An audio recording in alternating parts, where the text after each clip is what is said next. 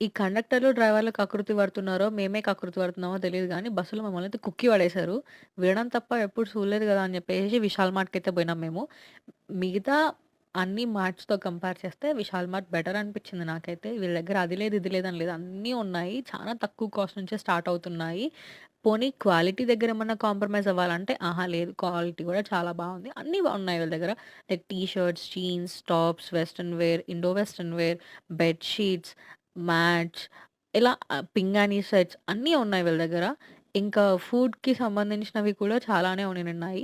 అలా అన్నీ చూస్తూ కొన్ని ట్రై చేసి కొన్నయితే మేము గూడా ఇంటి కోసం అని జెప్పి తీసుకున్నాము. ఇంగ అలా చూస్తూ చూస్తూ నా చేతులయితే ఈ బెల్లం దగ్గరికెళ్ళిపోయాయి.